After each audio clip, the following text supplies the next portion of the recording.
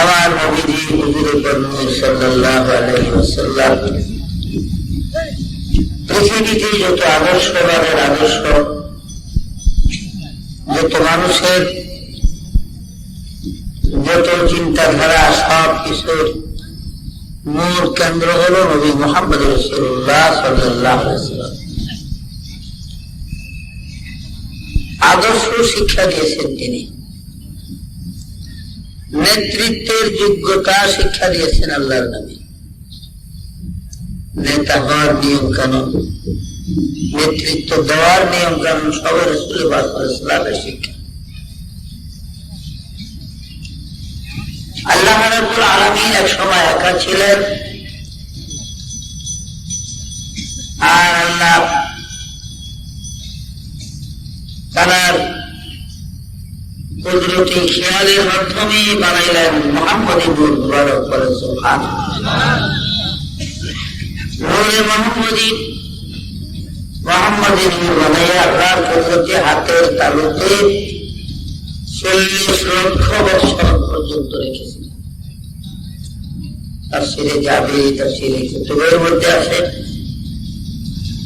এই 40 লক্ষ বছর আল্লাহ পাক মুহাম্মদী নূরকে দায় হাতের তালুতে রেখে আল্লাহ পাক একটা জিকির করতেন, ইয়া মুহাম্মদ ইয়া মুহাম্মদ। কিন্তু নূরে মুহাম্মদীর থেকে কোন প্রতি উত্তর আসে নাই, সারা শব্দ আসে নাই। 40 লক্ষ বছর পরে আল্লাহ পাক আমার আল্লাহর কুদরতি জবানে একটা আহা শব্দ তিনি উচ্চারণ করলেন।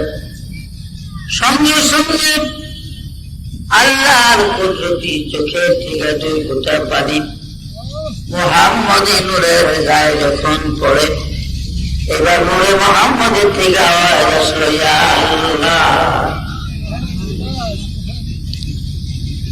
এইবার 2 বন্ধুর জিকির চলতেছে কোটি কোটি বছর।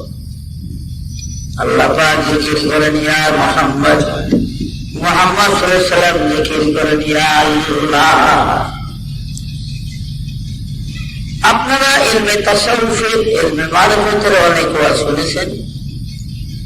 সংক্ষেপ একটা কথা হলো আশিক ও মাসুক। এই আশিক অর্থ কি আর মাসুকের অর্থ কি? আশিক অর্থ হলো যিনি প্রথম দাবিদার, যিনি চায়,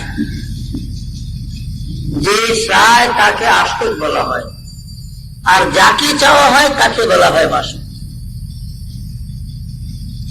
কিন্তু আমার আল্লাহ রাব্বুল আলামিন এখানে মুহাম্মদ সাল্লাল্লাহু আলাইহি ওয়াসাল্লামের প্রেম ভালোবাসার মাধ্যমে আল্লাহ নিজে হইলেন আশিক। বলে সুবহানাল্লাহ। আল্লাহ নিজে আশিক। এই যে 40 লক্ষ বছর আল্লাহ পাক মুহাম্মদ নামে জিকির করছে, মুহাম্মদ নূরে মুহাম্মদী কিন্তু জানে না। নূরে মুহাম্মদীর কোনো খবর ছিল না। আল্লাহর কুদরতি চোখের 2 ফোঁটা পানি যখন মুহাম্মদী নূরের গায়ে পড়ে, তখন মুহাম্মদী নূরের থেকে ইয়া আল্লাহ শব্দ উচ্চারণ হয়েছে। আমার এক সময় আল্লাহ পাক ইচ্ছা করলেন তিনি দুনিয়াতে মানুষ বানাইবেন।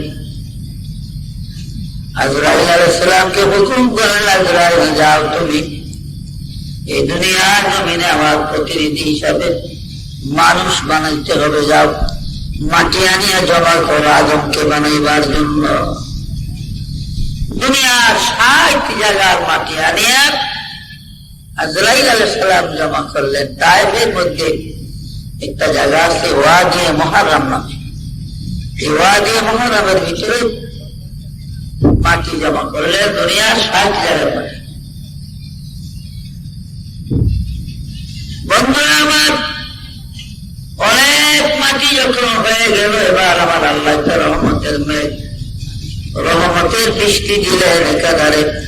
40 দিন পর্যন্ত রহমতের বৃষ্টি করে মাটিগুলা যখন নরম হয়, খামিরা হয়, এবার আল্লাহ রাব্বুল আলামিন বলেন, আজরাইল এবার তুমি এক মুষ্টি মাটি উঠাইয়া, এই মাটি স্তূপ থেকে এক মুষ্টি মাটি উঠাইয়া আমার আদমের বডি বা আদমের লাশ তৈরি করো। আজরাইল ওই মাটির স্তূপ থেকে এক মুষ্টি মাটি উঠাইলেন, তাতে 40 মণ মাটি উঠেছিল বলে। আজরাইলের এক মণ মাটিতে কতটি মাটি হয়েছে? 40 মণ। আর আপনারা এক মঠ লইলে কয় মন হইব মনে করেন? এই 40 মণ মাটি দ্বারা 60 হাত লম্বা 7 হাত পাশে আদমকে বানানো হয়। বুখারীতে হাদিস আছে, খালাকাল্লাহু সুওয়ারুল আদম 60 জিরান, আদমকে 60 হাত লম্বা করে বানানো হয়েছে। আদমের লাশ ওয়াদি মুহাররামের ভিতরে পড়ে থেকে জমিনের মধ্যে 40 দিন পর্যন্ত। 40 দিন পর জিব্রাইলকে আদেশ করলেন, জিব্রাইল যাও আর আসো, আমার আদমের লাশ বেহেশতের মধ্যে নিয়ে যাও। জিব্রাইল আবার বেহেশতের মধ্যে নিয়ে বেহেশতের জমিনের মধ্যে আদমের লাশকে শোয়া রাখতে পারে। বেহেশতের জমিনে শোয়া রাখলেন। এইখানে 40 দিন আর তাই 40 দিন। কয়দিন হলো? মোট 80 দিন। 80 দিন যখন হলো, এবার ইচ্ছা করলে রাখলাম আদমের খাসার মধ্যে রুগু দিবেন। কোন জায়গায় রুগু দিলেন? মাথার তালু দেয়া, মাথার তালু দেয়া আদমের রুগু প্রবেশ করানো। একবার দিছে, চট করে রুগুটা বাইর হয়ে গেছে। আবার দিলেন, আবারও বাইর হয়ে গেছে। আবার দিলেন, আবারও 3 বার করে বাহির হয়ে যায় রুগুটা। রুগুটা কেন বাহির হয়ে গেছে আল্লাহ জানে না। কি বলেন? তবুও জিজ্ঞাসা করলেন, 3 বার করিয়া আদমের খাসায় দিলাম, কেন তুমি বারবার বাহিরে চলে আসো? রুহু বলে, আল্লাহ এই মাটির তৈরি আদমের অন্ধকার খাসার মধ্যে মাবুদ আমার ভালো লাগে না, এই জন্য বারবার আমি বাহিরে চলে আসি। আল্লাহ বলেন, জিবরিল রে জিবরিল, আমার আদমের লাশ এখন আর লাশ নাই, আদমের রূহ যখন ভিতরে আটকাইছে। হ্যাঁ, আবার আদম নবী জান্নাতের মধ্যে উঠিয়া বসলেন। বসার সাথে সাথে একটা হাসি আসলো হযরত আদমের। এই হাসির সাথে কিছু তরল পদার্থ যখন বাহির হয়, আল্লাহ পাক বলেন, জিবরাইল আদমের হাসির সাথে বাহির হওয়ার এই তরল পদার্থ গুলা যত্ন করি একটা জান্নাতি পেয়ালার মধ্যে রেখে দাও, এগুলা দিয়ে আমি ঈসা নবীর মা মরিয়মের স্বামী বানাবো। সুবহানাল্লাহ। আদমের হাসি দ্বারা ঈসার মা মরিয়মের স্বামী তৈরি করেছিলেন আল্লাহ রাব্বুল আলামিন। কিভাবে? বিরাট ইতিহাস আছে, কাহিনী আছে। তো যাই হোক, আমাদের প্রিয় নবী মুহাম্মদ রাসূলুল্লাহ সাল্লাল্লাহু আলাইহি ওয়াসাল্লাম, তার আদর্শই তো পৃথিবীর আদর্শ। তাম দুনিয়ার মানুষের আদর্শ হইল নবী মুহাম্মদ সাল্লাল্লাহু আলাইহি ওয়াসাল্লাম। তার আদর্শের চেয়ে বড় আর কোন আদর্শ দুনিয়াতে নেই। আর আল্লাহ পাক বলেছেন, মা আতাকুমুর রাসূলু ফাখুযুহু ওয়া মা নাহাকুম আনহু ফান্তাহু। আমার রাসূল তোমাদের জন্য, তোমাদের মঙ্গলের জন্য, দিন ও দুনিয়ার শান্তির জন্য আল্লাহর তরফ থেকে যাহা এনেছেন, ফাখুযুহু, তা তোমরা সাদরে গ্রহণ করো, মানে ইজ্জতের সাথে গ্রহণ করো, যেগুলো নবীজি তোমাদের জন্য আছে। ওয়া মা নাহাকুম আনহু ফান্তাহু, আর যেগুলা রাসূল নিষেধ করেছেন সেগুলা ঘৃণিত ভাবে পরিত্যাগ করো। একটা তো পরিত্যাগ করবো, কিন্তু ঘৃণার সাথে পরিত্যাগ করতে হবে, যেহেতু যেগুলা রাসূলের আদর্শ নয় এগুলা উম্মতের জন্য কাম্য নয়। তো ভাইরা আমার, নবী মুহাম্মদ রাসূলুল্লাহ সাল্লাল্লাহু আলাইহি ওয়াসাল্লামের জীবনের অনেক আলোচনা আছে। সব নবীদেরই কিছু কিছু মুজিজা ছিল। ঈসা নবী ছিল, মুসা ছিল, ইব্রাহিম, ইসহাক, ইয়াকুব, সব নবীদেরই মুজিজা ছিল। কিন্তু আমাদের নবী মুহাম্মদ সাল্লাল্লাহু আলাইহি ওয়াসাল্লামের জীবনে হুজুর সাল্লাল্লাহু আলাইহি ওয়াসাল্লামের 3000 মুজিজা প্রকাশ হয়েছিল বলে সুবহানাল্লাহ। 3000 মুজিজা নবীজি পৃথিবীতে প্রকাশ হয়েছে। আর কিছু কিছু মুজিজা শিশুকালও ছিল। নবী জীবনে বাল্য বয়সে ছোট্ট কালো রাসূলে পাকের অনেক মুজিজা প্রকাশ হয়েছে। যেমন শিশু নবী মাত্র 15 দিন বয়সে হালিমার গাধার পিঠে আল্লাহর নবীকে কোলে করে হালিমা বসত। তার স্বামী গাধার রশি ধরে ধরে টানে। হালিমার আগে যারা আসছে মক্কার ছেলে পেলে নেওয়ার জন্য, তারা সন্তানাদি নিয়ে 5-10 মাইল চলেও গেছে, তারা আগে চলে গেছে। কিন্তু আমার নবীজিকে কোলে করে হালিমা যখন গাধার পিঠে সাওয়ার হয়েছে, হালিমা বলেন, দুনিয়ার মানুষ কিছু বুঝলাম না, আমিনার সন্তান মুহাম্মদ সাল্লাল্লাহু আলাইহি ওয়াসাল্লামকে নিয়ে যখন আমি গাধার পিঠে বসলাম, আমার গাধা এত সবল হয়ে গেল, এত স্বাস্থ্যবান হয়ে গেল, যতগুলা গাধা এসেছিল তায়েফ থেকে সবগুলো অতিক্রম করে আমাদের গাধাটা আগে তায়েফে পৌঁছে যায়। আমাদের আগে তায়েফ পৌঁছে যায় বলে সুবহানাল্লাহ। এরপরে হালিমা বলেন, আমি যখন বাড়িতে গেলাম, গিয়ে দেখি আমার বাড়িতে, আমার বাড়ির ভেড়া বকরি দুম্বা কিছু অসুস্থ ছিল, রোগা ছিল, কিন্তু বাড়িতে গিয়ে দেখি একটাও রোগা নাই, অসুস্থ নাই, সবগুলা সুস্থ। আর মুহাম্মদ সাল্লাল্লাহু আলাইহি ওয়াসাল্লামকে নিয়ে এই পথে আমি বাড়িতে ঢুকলাম, ঠিক ওই পথের মধ্যে আমার বাড়ির ভেড়া দুম্বা বকরি ওগুলো সব দাঁড়িয়ে আছে বলে সুবহানাল্লাহ। মুহাম্মদ সাল্লাল্লাহু আলাইহি ওয়াসাল্লাম যে আসবেন, মুহাম্মদ যে আল্লাহর হাবিব, আল্লাহর নবী, দুম্বা ভেড়া বকরিকে কে খবর দিল আমি জানি না, তারা সবাই ওই পথের ভিতরে উপস্থিত করে সুবহানাল্লাহ। তাফসীরে জামে সগীর এবং বগবীর মধ্যে আছে, দুরূদ শরীফ পড়েন,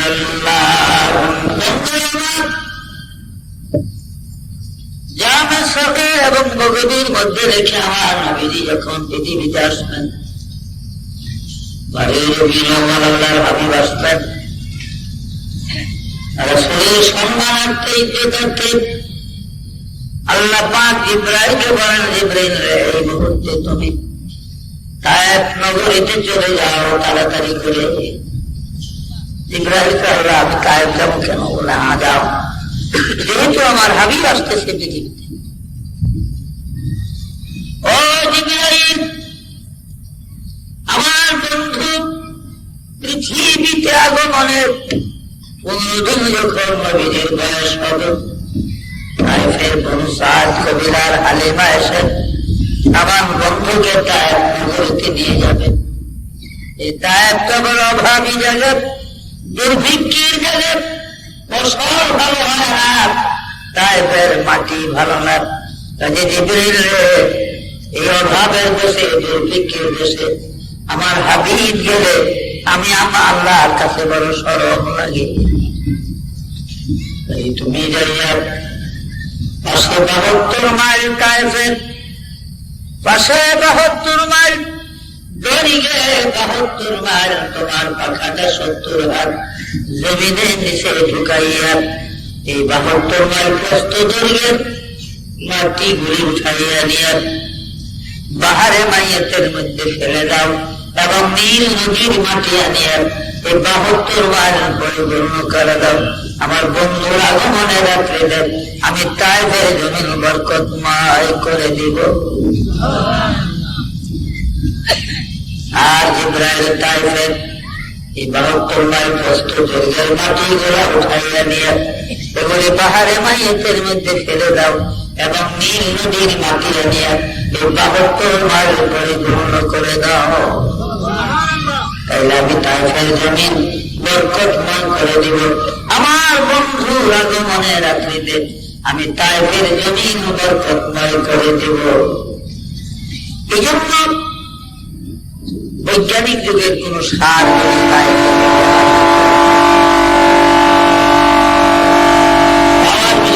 পানি না দেওয়া হয়,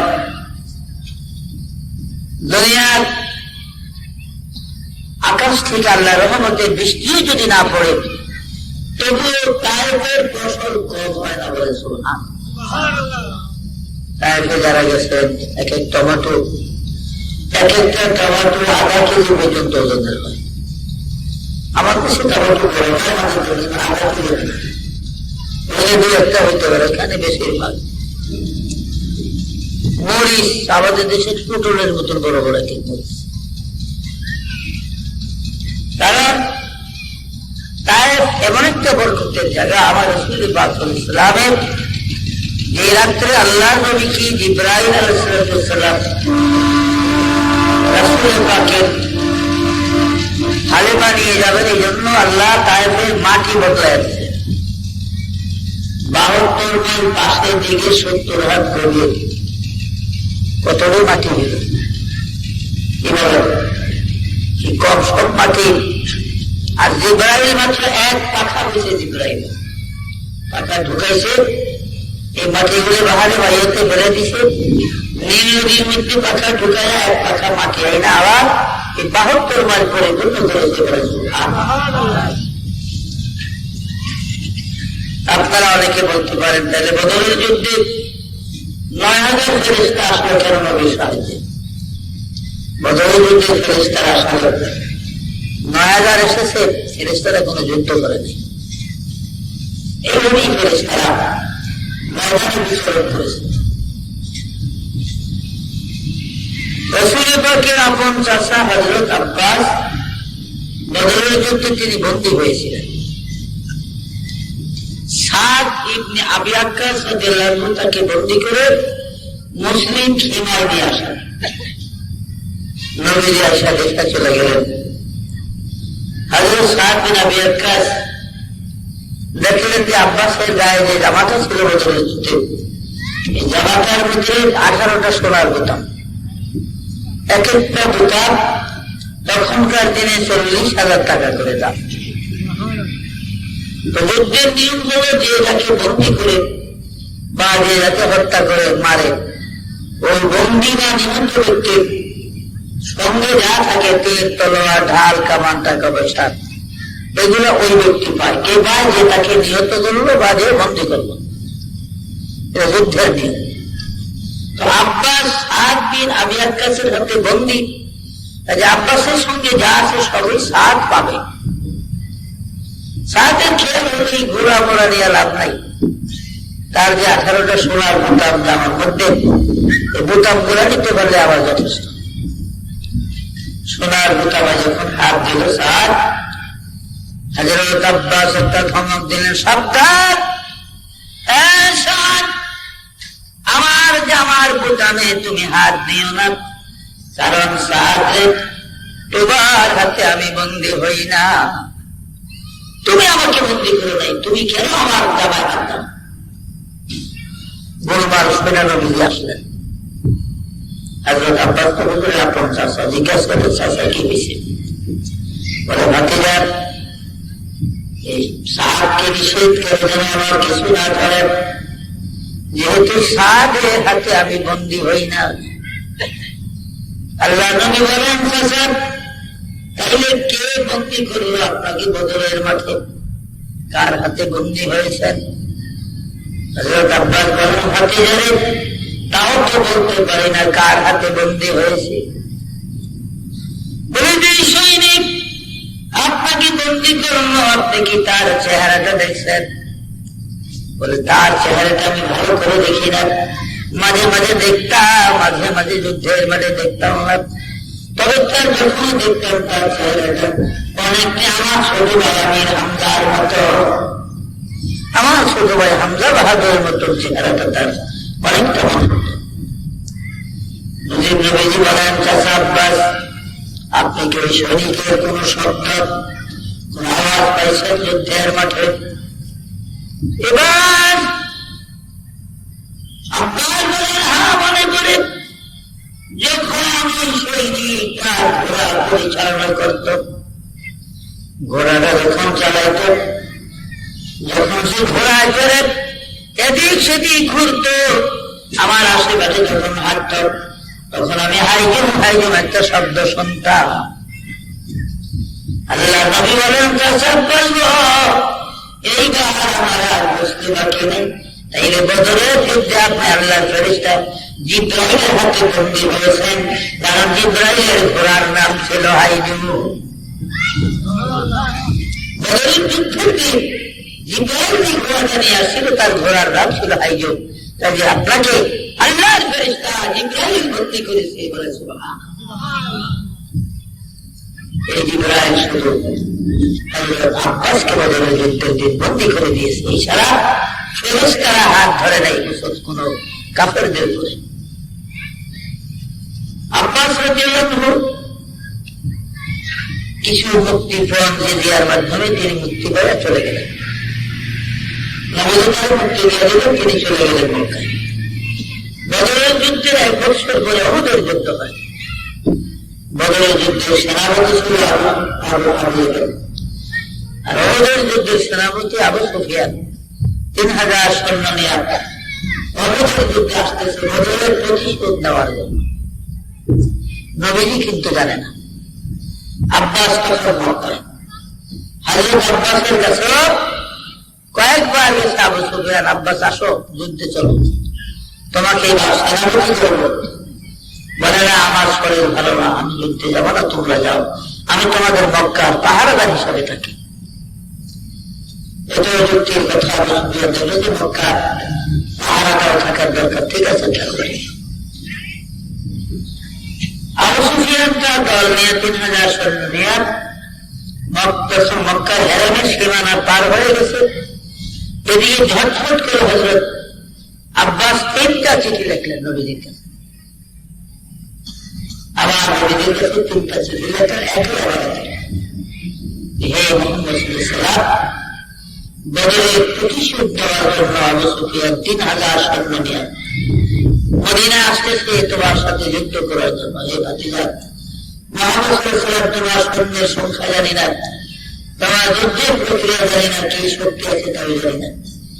তো আমি তোমার চাচা হিসাবে আমি জানিয়ে দিলাম যে তুমি যুদ্ধের জন্য প্রস্তুত থাকো। আবু সুফিয়ান যুদ্ধ না করে ফিরে যাবে না। 3000 বাহিনী নিয়ে আসতেছে তারা, এবং কাপড়দেরকে ওই শহীদদেরকে উত্তেজনা করার জন্য 30 জন মহিলাও তাদের সাথে আসছে।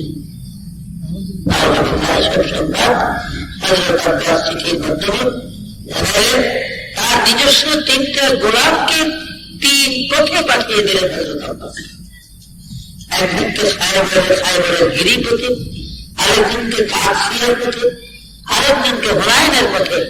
এই 3 গোলামকে 3 রাস্তায় 3টা চিঠি দিয়ে পাঠিয়েছেন একই কথা, যে তুমি সাবধান হও, অস্ত্রশস্ত্র কি আছে কি রেডি হও। আবু সুফিয়ান কিন্তু আসতেছে 3000 সৈন্য নিয়ে। আল্লাহর নবী এটি তার একই সময় নিজস্ব 3টা গোলামকে পাঠিয়ে দিলেন মদিনায়, আর বলে দিলেন, হে গোলামরা, 3 দিনের মধ্যে এই চিঠিগুলো আমার ভাতিজা মুহাম্মদ সাল্লাল্লাহু আলাইহি ওয়াসাল্লামের কাছে পৌঁছিয়ে দিতে হবে। যদি 3 দিনের মধ্যে চিঠি পৌঁছলো চাইতে তোমরাও পারো, না পারো, কসম কাবার, কসম আল্লাহ, আমি একজনকে জীবিত রাখবো না, তোমাদেরকে হত্যা করে দিব। তোমাদেরকে আমি হত্যা করবো যদি 3 দিনের মধ্যে চিঠিগুলো মদিনায় আমার ভাতিজা মুহাম্মদ সাল্লাল্লাহু আলাইহি ওয়াসাল্লামের হাতে পৌঁছে দিতে না পারো।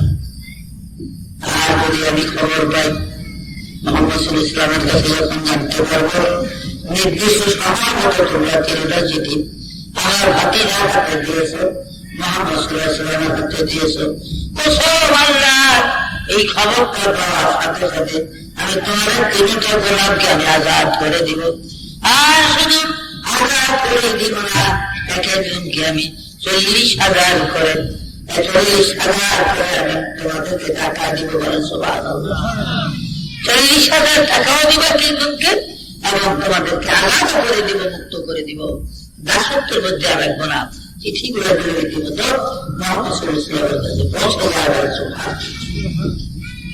আল্লাহর কাছে যখন সময়ের কাছে চিঠিগুলো নিয়ে পৌঁছে দিলেন 3টা চিঠি, রাসূল পাক সাল্লাল্লাহু আলাইহি ওয়াসাল্লাম তো খুশি হলেন। ও সাহাবা, তোমরা হাত উঠাও, আমি আমার আব্বাসের জন্য দোয়া করি, কেননা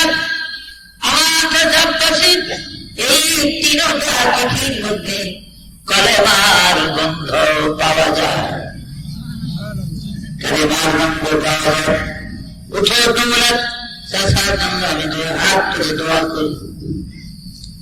এবার তুমি দোয়া করবেন, আল্লাহ আমার চাচা আব্বাসকে আল্লাহ তুমি ঈমান দান করো, কালেমা দান করো, তিনি যেন চিরি কলেমা পড়ে আমার দরবারে এসে যায়। 2 নম্বর হলো আল্লাহ আমার চাচাকে তুমি জান্নাতের এমন জায়গায় রাখিও, এমন স্থানে রাখিও আমার চাচাকে জান্নাতের মধ্যে, যেখানে তমাম জান্নাতীরা আমার চাচাকে দেখে অবাক হয়ে যায়।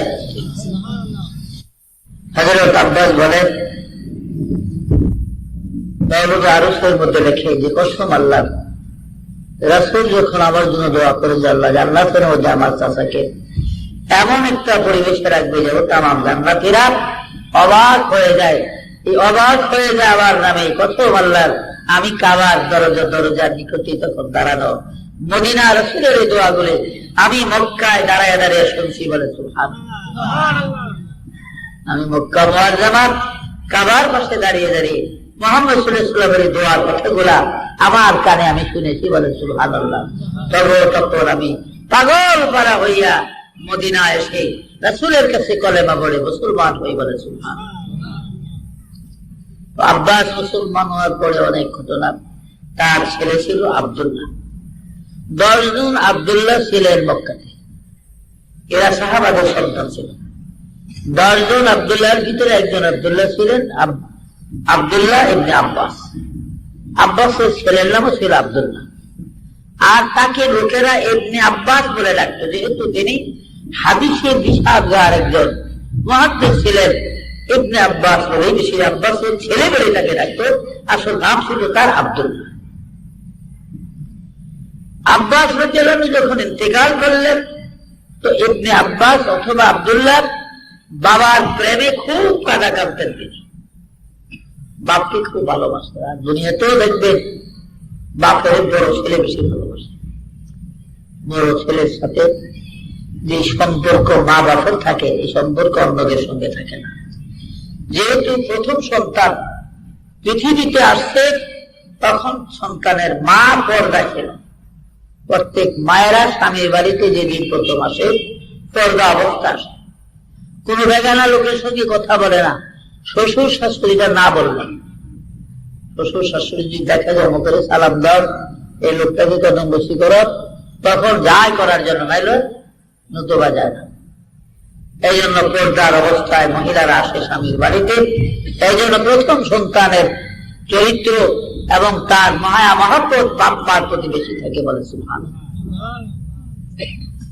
তো আব্দুল্লাহ পিতার জন্য খুব কাঁদতেছে, গুনগুন গুনগুন করে কাঁদে। অথচ তিনি হাদিসের একজন মুহাদ্দিস, যারা বধূ আছে না, বধূ মূর্খ, মদিনার একজন বধূ, একজন মূর্খ লোক হযরত আব্দুল্লাহ কি বলে, কি বলেন যে ইসবিরাকুম বিকাব সাবিরিনা ফাইন্নামা সাবরুর রায়াতি বাদা সাবরির রাইসি। এবার আব্দুল্লাহ, আপনি আপনার বাবার জন্য এইভাবে কেন কাঁদেন? আপনি কি আপনার বাবার খবর জানেন?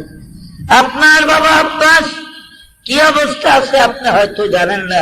যদি জানতেন তাইলে এইভাবে বাবার জন্য কাঁদতেন না। আপনি খায়রুম মিনাল আব্বাস আজরুকা বায়দাহু ওয়াল্লাহু খায়রুম মিনকা বিল আব্বাসি।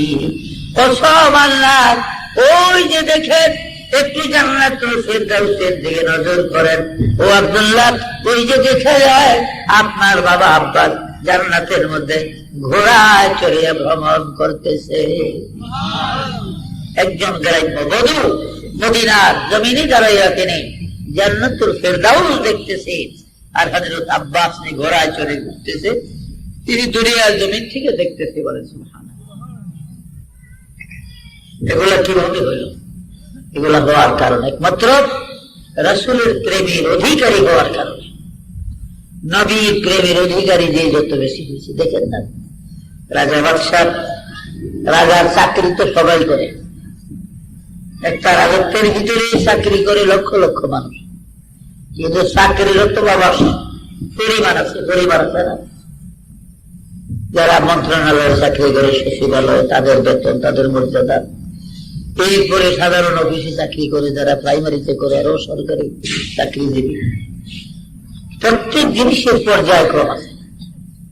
কিন্তু আমার আল্লাহ রাব্বুল আলামিনের বান্দারা, আল্লাহর বান্দারা যারা নবী মুহাম্মদ রাসূলুল্লাহ সাল্লাল্লাহু আলাইহি ওয়াসাল্লামের তরিকার মাধ্যমে রাসূলের প্রেমের সাগরের মধ্যে, কেউ থাকে সাগরের কিনারায়, কেউ থাকে সাগরের উপরে দাঁড়াইয়া, আর কেউ সাগরের মাঝখানে হাবুডুবু খায়। মাঝখানে যারা হাবুডুবু খায় সাগরের, এই মজা গাছ যে যতটুক কিনারে যারা থাকে সেই মজা তারা পায় না। কিনারে থাকে নাকি মাছ সঙ্গের মজা পায় না। আল্লাহ রসুল পাকের সাহাবীদের ভিতরে আব্বাস রাদিয়াল্লাহু আনহু গ্রাম্য একটা মূর্খ লোক, লেখাপড়া যারা, সে মদিনার জমিনে দাঁড়ায় সে জান্নাতুল ফেরদাউস দেখতেছে, বলে সুবহানাল্লাহ। বলতেছে খায়রুম মিনাল আব্বাসি আজরুকা বাদাহু ওয়াল্লাহু খায়রুম মিনকা বিল আব্বাসি। ও আব্দুল্লাহ, দেখো ওই যে তোমার বাবা জান্নাতুল ফেরদাউসের মধ্যে ঘোড়ায় চড়ে ভ্রমণ করতেছে, বলে সুবহানাল্লাহ। মদিনার জমিনে দাঁড়ায় দেখা কত বড় আধ্যাত্মিক শক্তির ক্ষমতা পাওয়া দরকার। এবং আধ্যাত্মিক শক্তির আসলো কিভাবে? আমার নবীজির প্রেম, ভালোবাসা, মহব্বত হৃদয়ে, তার সেই পরিমাণ হিসাবে তার ভিতরে আল্লাহ পাক আধ্যাত্মিক দান করে, বলে সুবহানাল্লাহ।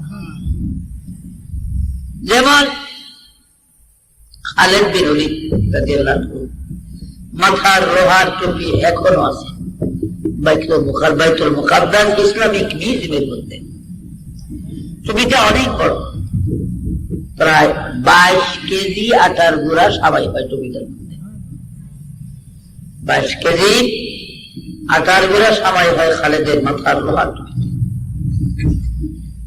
আর ভাইরা, এই টুপির মধ্যে 2টা তলোয়ার গাঁথা আছে, এইভাবে ঢালাই করার 2টা তলোয়ার টুপির সামনে গাঁথা।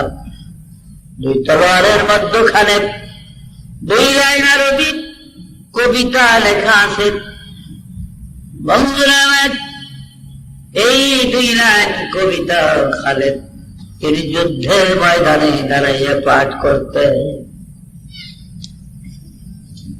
খালেদ বিন ওলীদ রাদিয়াল্লাহু আনহু যুদ্ধের মাঠে দাঁড়াইয়া এই 2 লাইন কবিতা পড়তেন। কেননা 104টা 304টা যুদ্ধ খালেদের জীবনে করেছেন, তার মধ্যে 23টা যুদ্ধের মধ্যে খালেদ তলোয়ার ব্যবহার করে নাই।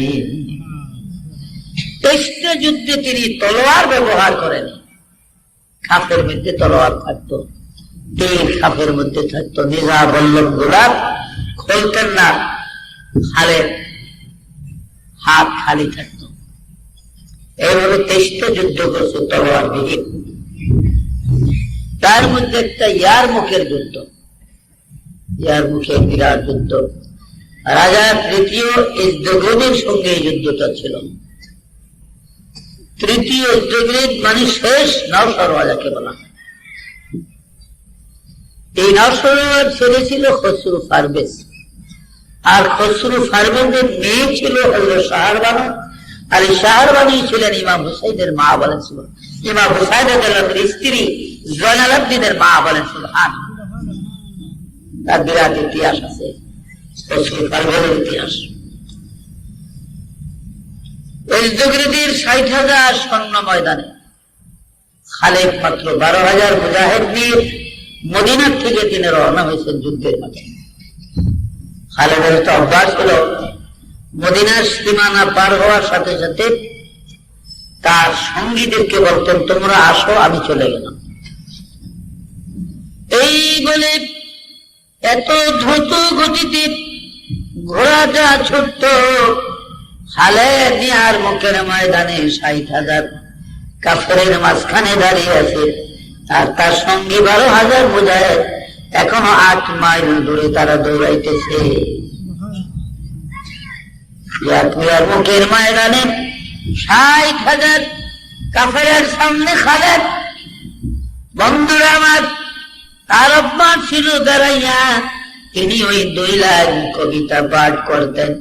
আল জাবানাতু ফিল হারবি আরো ওয়া মান ফাররা লাম ইয়ানজু মিনান নার।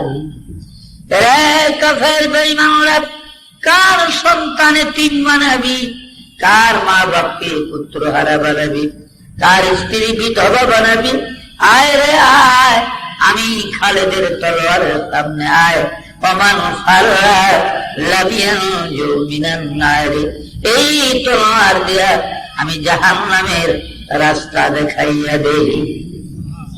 খালেদ 2 লাইন কবিতা পাঠ করার সাথে সাথে ইয়ার মুখের ময়দানে 12,000 কাফের ধুষাধুষি করে মারা যায়।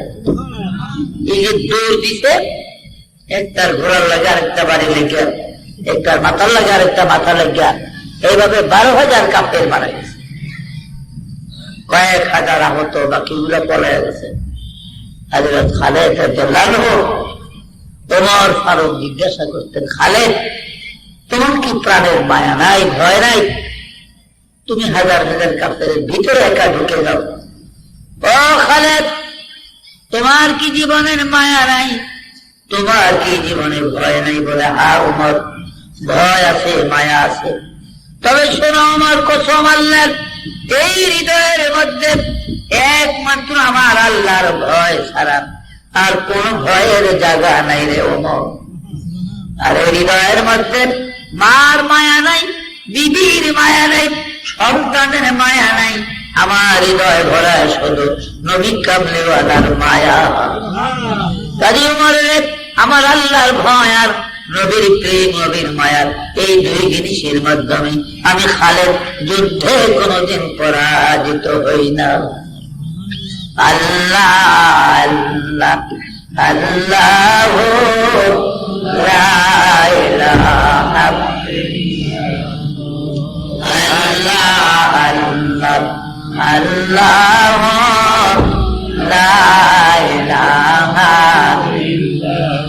फकीरों की मलजा और ज़ईफ़ों की मावा, यतीमों का वाली, गुलामों का मौला नबी जी। अल्लाह अल्लाह अल्लाह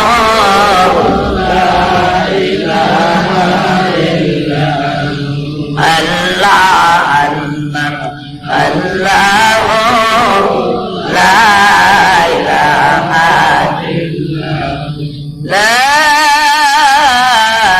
इलाहा इल्लल्लाह मुहम्मदुर रसूलुल्लाह सल्लल्लाहु अलैहि वसल्लम। मेहराबाद हजरत ঈসা নবী মরা মানুষ জীবিত করতে পারতেন, এটা তার মর্যাদা ছিল।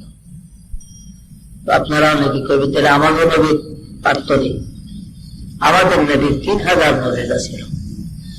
আর আল্লাহর কোরআনই ছিল নবীজির বড় মর্যাদা। বলে জাবেরের 2 সন্তান বুখারীতে আছে।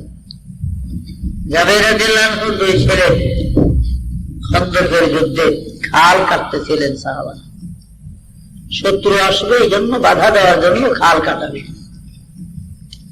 3 দিনের ভুকা সাহাবা অনাহারে। নবীজি সাহাবাদের কষ্ট দেখে তাদের সামনে দাঁড়াইয়া সান্ত্বনা দান করতে নবীজি বলতেন, আল্লাহুম্মা লা আইশা ইল্লা আইশুল আখিরাত ফারহামিল আনফার ওয়াল মুহাজিরা। আল্লাহ সত্যি মুসলমানের এই দুনিয়ার জিন্দেগি মুসলমানের জন্য নয়, পরকাল হলো মুসলমানের জন্য।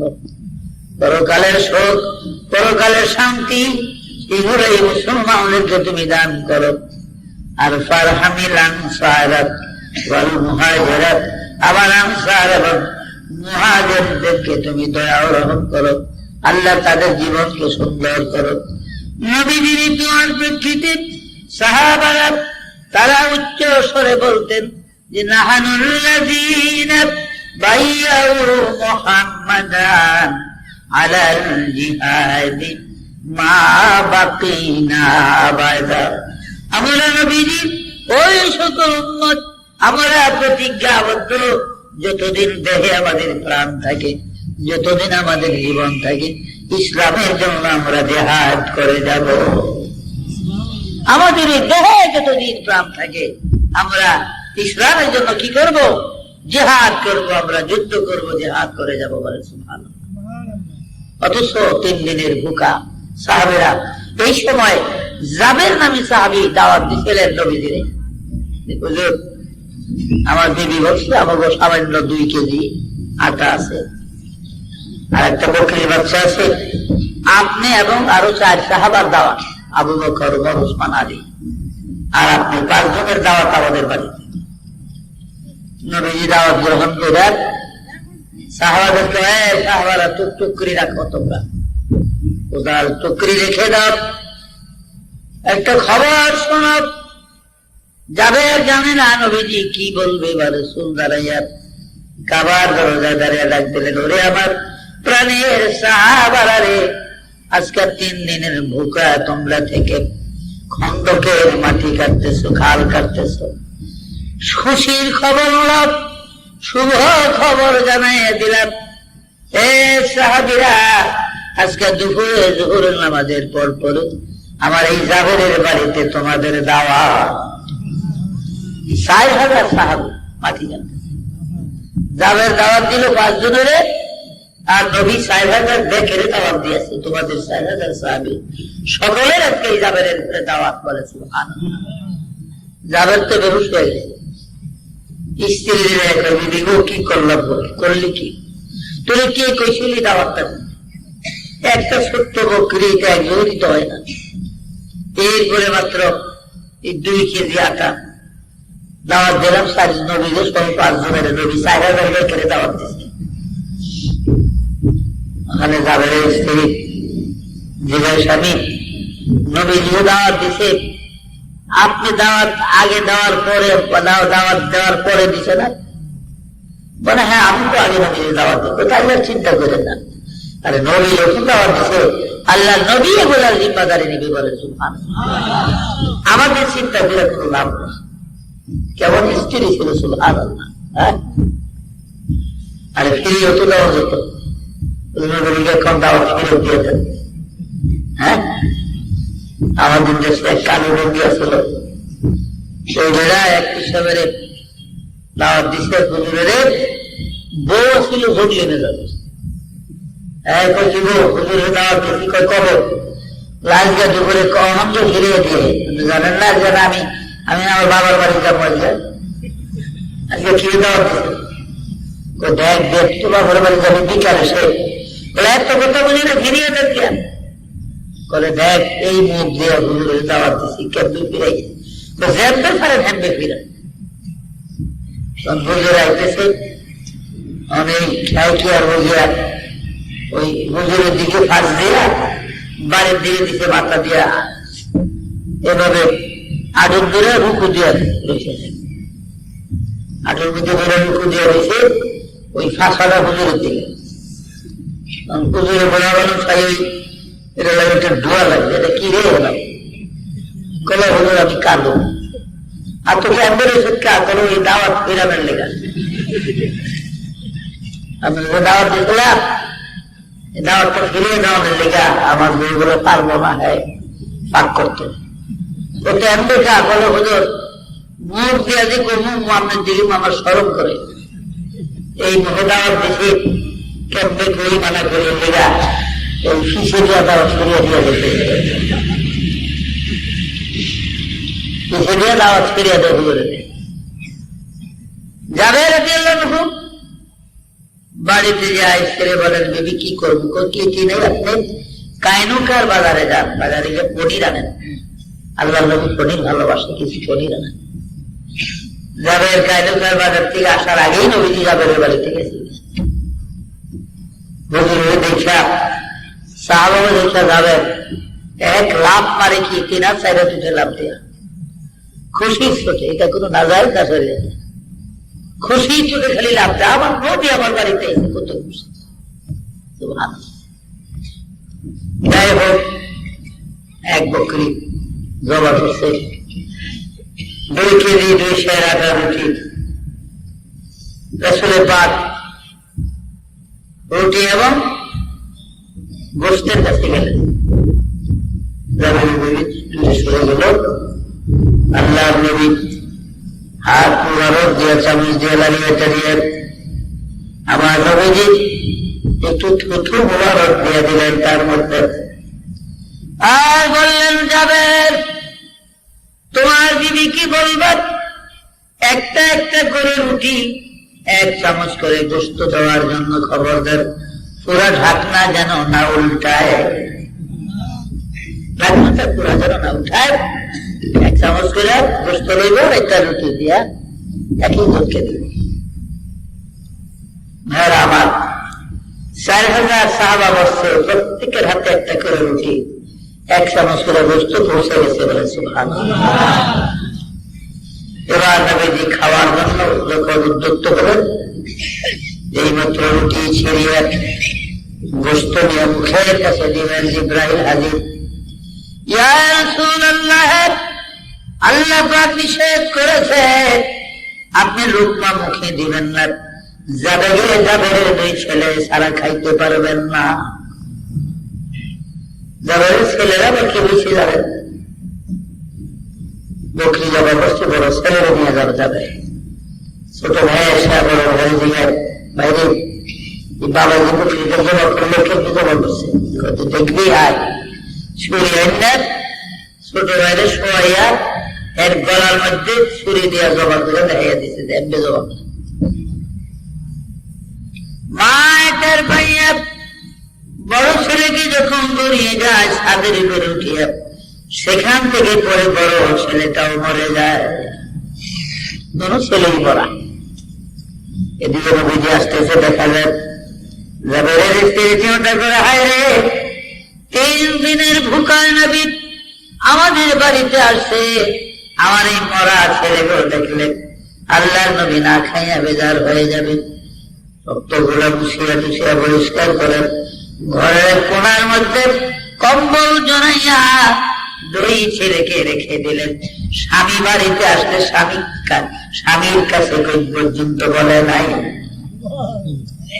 নবীজি খাইতে বসলেন, জিবরাইল বলেন, ইয়া রাসূলুল্লাহ, আল্লাহ জানিয়ে দিছে জাবেরের 2 ফুল আরো সাথে নিয়ে খাওয়ানোর লেগে, একলা খেতে পারতেন। হুজুর ডাক দিচ্ছেন, করে যাবেন তোর ছেলে 2টা নিয়ে আয়, আল্লাহর হুকুম, ওরা আমার সাথে খাবে। জয় বিবি গো, কি খুশির কথা গো, আরে আল্লাহ জানাইছে আমার পুতে ঘরে, আমার ছেলে ঘরে নবীর লোক খাওয়ানোর লেগা, এই গো আমার ছেলেরা কোথায়? বলে যান হুজুরের ঘরে খাওয়ার জন্য। ওরা খাইছে, ওরা কোথায় জানি খেলাধুলা করে, স্বামীর কাছে কয় না। এরকম হুজুর অনেক কোথায় খেলাধুলা করে, আমার স্ত্রী বলছে খাইছে তারা, বলে না। এই যে জিবরাইল বারবার বলতেছে জাবেরের ছেলেগুলো সারা খাইলে হারাম হবে খানা। জাবের, আনো তোমার 2 ছেলে কোথায়? স্ত্রী বলে না, আমার ছেলেরা এখানে বাড়িতে নাই। আল্লাহ নবী ঘটনাটা বুঝতে পারছেন, বলে জাবের তোমার বিবিকে দরজার কাছে আসতে বলো। দরজার কিনারে আসলেন, নবী জিজ্ঞেস করেন, মা সত্য করে বলো তোমার ছেলেরা কোথায়? এবার জাবেরের বিবি কান্দে, নবীজি গো আমি দুঃখিনী, ছেলে কোথায় বলো? আমার স্বামী বকরি জমা করে কায়নকার বাজারে গেলেন, আমার বড় ছেলে ছোট ছেলের ওই ছড়ি দিয়ে জবা করিয়া দিছি। আমি ছেলেরে দৌড়াইলেন, সে ভয়ে ছাদের উপর উঠিয়া হঠাৎ করে ছাদের থেকে পড়িয়া পড়িয়া যায়। ওই যে ঘরের কোনায় কম্বলের নিচে আমার দুই সোনার মানি ঘুমিয়ে রাখছি, আর কোনদিন তাদের ঘুম ভাঙবে না। আল্লাহর নবী জাবেরের ছেলেদের সামনে গেলেন, কম্বলটা সরায় বলেন, জাবেরের ছেলেরা রে, ঘুম হইতে উঠিয়া যাক, নবীর সঙ্গে তোদের খানা খেতে হবে। সঙ্গে সঙ্গে জাবেরের দুই ছেলে দাঁড়াই যাক, আমার নবীর সালাম জানাই বলেন সুবহানাল্লাহ। রাসূলের মুজিজাত পৃথিবী 2,24,000 পয়গম্বরের মুজিজাত ছিল, ঊর্ধ্বে ছিল আমার নবীদের মুজিজা বলেন সুবহানাল্লাহ। 4,000 সাহাবা জাবেরের 2 বকরি আর 2 কেজি আটার রুটি সবাই মিলে খাওয়ার পরেও রুটিও গোষ্ঠের পরিমাণ আগে যা ছিল তাই থাকিয়া যায় বলে সুবহানাল্লাহ। তো ভাইরা আসলে নবীর উম্মত আমি আপনি রাসূল পাকের ইজ্জত বরকত এবং নবীজির মুজিজাত যে তাৎপর্য, তোমরা কোন নবীদের সমকক্ষ নয়, কোন নবীরা তার মতো হতে পারে না বলে সুবহানাল্লাহ।